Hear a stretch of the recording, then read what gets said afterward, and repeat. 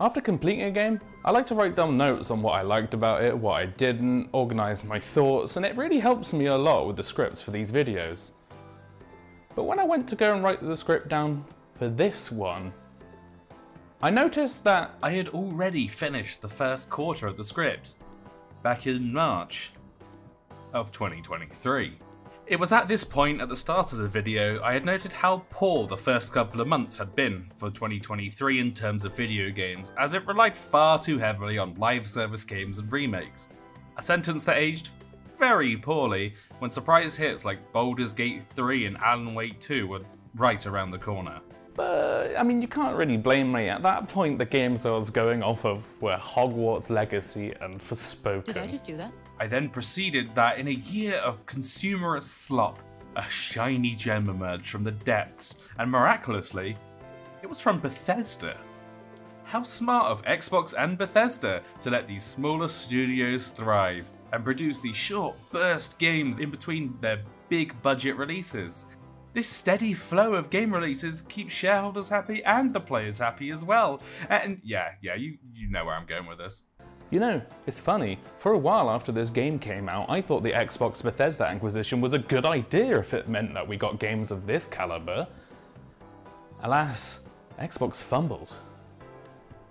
And they fumbled hard. But thankfully, the story doesn't end there, because out of all people, Krafton, the publisher behind PUBG, recently acquired Tango Gameworks and most of their staff, meaning things might be looking up for a sequel to You spun your web, put your lies, thought I didn't know. They're not secrets, not lies if you don't know. You played your games, parlor magic, let your hand show. They're not secrets, not lies if you don't know. You turned your head, stopped my heart, cause I didn't know. They're not secrets, not lies if you don't know. Didn't think you know, didn't think you know, didn't think you know.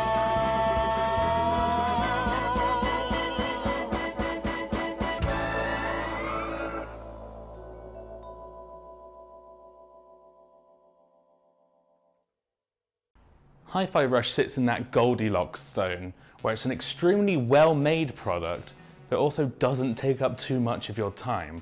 It's like Portal 2 or Celeste. It's just a really nice 2 or 3 session game. It starts with, and I mean this in the nicest way possible, this bum fraud called Chai, who goes to this big evil tech company to get a cool new arm replacement, as his disabled arm prevented him from his dreams of becoming a rock star. And guys, I don't know about this, something about big evil tech company is giving me the heebie-jeebies. He gets put in the panini press and goes from being an unemployed, disabled 25-year-old wannabe rock star to an unemployed, disabled 25-year-old wannabe rock star with a cool robot arm and a Tony Stark arc reactor heart. Well, instead of palladium or whatever the fuck Iron Man gets, he gets an iPod Nano. So then the outcast protagonist Chai meets a black cat companion and builds this whimsical group of friends to take down the evil big adults. One of the adults they meet even helped them take down the big bad adult. Oh my god. The techie navigator girl is voiced by Erica Lindbeck. The beauty in the writing is that it's cheesier than the underside of a Discord mod's PS5 controller. It knows it's a video game, so it never takes itself too seriously. And because of that, it's never cringy. It comes off as extremely charming. It's the good type of cheesy, like an old Cartoon Network show, or the leftover shredded cheese that you find in the fridge at 3:42 AM. The story, while simple in structure, I don't think big evil tech company is really breaking any new ground. It's really fun. Its pacing is quick and bouncy, and it works so well because they allow the characters to be fun to be around. Every character is written so endearingly, everyone has their strengths and flaws and their distinct personalities all play off each other really well. The noticeable growth the main cast has from strangers to found family is a delightful experience. Also, there's a robot called Cinnamon and he is very silly. The gameplay of Hi-Fi Rush is fairly innovative and quite unique. So it's time to bring out the necessary evil of video game reviews. This game equals that game plus that game. It's 2024, you know you can't just describe a game based on its merits. I mean, you've got to bait people in by saying it's a combination of that game that they played like 3 years ago and that game that they wishlisted on Steam in the summer sale a couple years ago. Swore they'd get around to, but you haven't yet, have you? And I mean, what's a new RPG release without a couple pointless comparisons to Persona 5? Oh shit. Okay, now it's time to spin those slots. Let's see, what are we gonna get? What are we gonna get? Yeah, I mean, yeah, that makes sense. I'll get a couple clicks on Eurogamer headline. You see, the difference between Hi-Fi Rush and most other hack and slash games is that, surprise, it's also a rhythm game. Using Chai's iPod Nano powers, everything gets synced to the background music, even enemy attack patterns. Whilst you technically don't have to hit it in time with the music, it works a whole lot better if you do. The further you progress, the more combo routes you unlock, even having some combos incorporate rest beats in between presses. The more damage you rack up, and the better you keep your button presses in time with the music, the more that Devil May Cry-ass combo meter will rise to S rank, which really adds to the replayability if you're one of those people who likes to get the highest rank possible on every stage.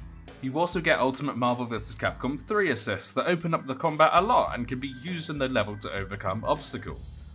These combo abilities are very powerful and very fun to use. You can even upgrade them, but I didn't ever feel the need to personally. Go ahead and cancel me for that all you want, I don't care. But in my opinion, the other upgrades are way better to get first. And yeah, the combat feels good and all, but dagnabbit, I've only gone and done hit the enemy all the way over there, when I'm still over here. If only there was a way to grapple myself over there. And I know the comparison to Devil May Cry is a fairly obvious one, but there's a real good reason for that. A lot of the way that Hi-Fi Rush operates is directly inspired from DMC, because they were made by the same people. Hi-Fi Rush, DMC1, the original Ace Attorney trilogy, all share the same executive producer, Shinji Mikami. The Ace Attorney trilogy isn't really relevant there, just included them because I wanted to. Therefore, if there was one aspect of Devil May Cry I am very glad that Hi-Fi Rush decided to inherit, it was Nero's grapple hook. It really helps with combo diversity and extending combos. It's like video game rule number 4 that every game is better if it has a grapple hook. The boss fights are spectacular. Each boss character is so lively and funny and quirky. Oh my god, and Mimosa, we can't take you anywhere. The fights are structured really well into phases, with the penultimate fight being the best one if you know you know, and are the perfect level of challenge while still remaining engaging. Some of my favourite parts were the call and response portions.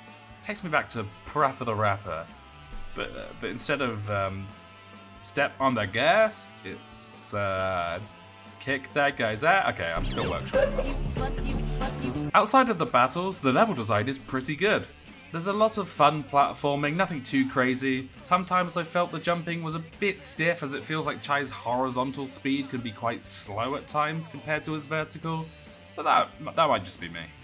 So in summary, it feels like I'm playing a PS2 game, and real ones know how much of a compliment that can be. I was just wondering if you wanted to hang out with me and smoke weed and fill our bellies with diet soda and play Burnout Revenge for the PS2. Now, holy shit is this game gorgeous. Its cell shading blends a 2D style and a 3D environment so well. It's a perfect representation of the comic book style rockstar fantasy that Chai has. The outlines and bright colours make every single frame of this game look outstanding. The cutscenes highlight this really well, some of them even being in the more classical 2D style of animation. But it doesn't stop there.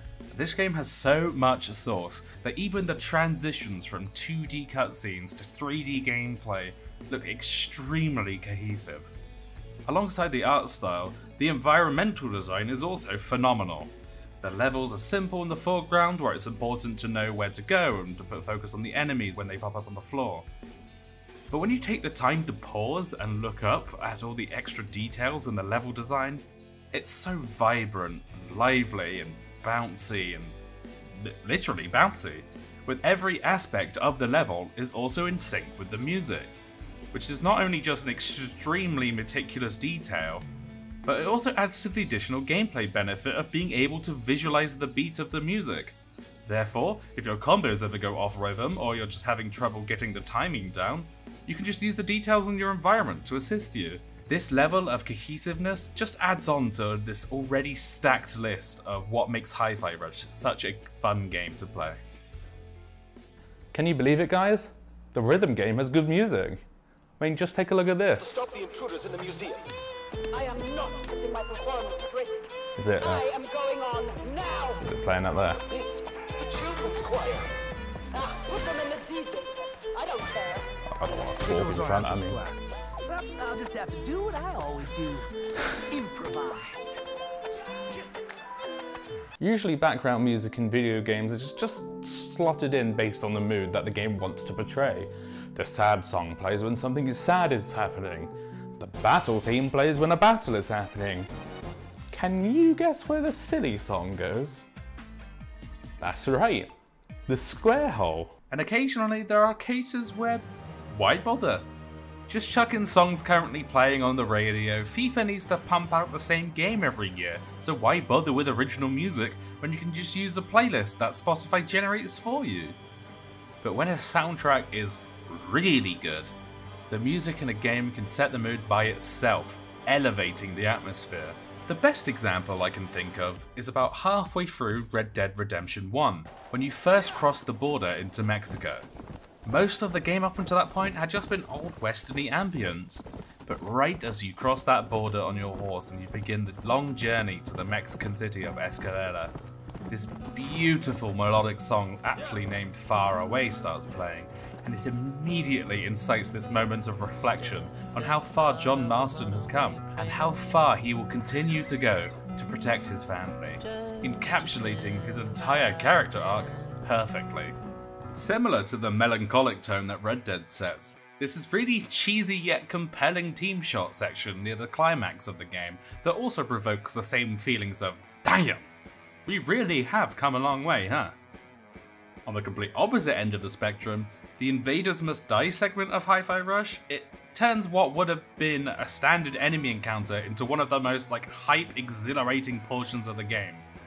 It's really nice that there are two separate OSTs, one that includes copyrighted music and one that doesn't. I played off stream, so I had to listen to some of the alternative music after the fact, but from what I've heard, it's just as good and in some cases better than some of the recognizable licensed music. Not the Prodigy though, that bit is special. It would also be a disservice to not mention the sound design. There's a reason it won Best Audio Design in the Game Awards last year. Although, personally, I think it should have won a couple more of those awards. Jeff. Everything is synced to the music. The music warps to the way that the level plays out, the feedback is satisfying, they just got it all kind of perfect. I mean, just listen to the funny robot cat. I like defense. That's good. I like how they taste. Oh, that's bad. Taking every aspect into account, Hi-Fi Rush gets a very strong 4.5 out of 5.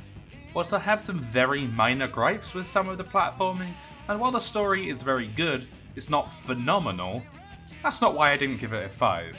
It's just that while I don't have any major problems with the game, I wouldn't put it on the same level as other 5s like Persona 3 or Metal Gear Solid 3 yet. Because I do think if they expanded it, maybe added some more weapons, definitely add a couple more boss fights, etc., then Hi-Fi Rush 2 has a really good shot at being a flawless game. But hey, 4.5 is still really, really good. I mean, look at this. When was the last time you saw a cosmetic shop in a game that uses collectible tokens instead of real money? So yeah, thanks for watching. Please like and subscribe if you can. And, right, I'll be off now. Cool.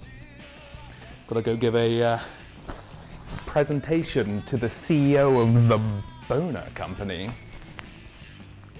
The CEO is your mum.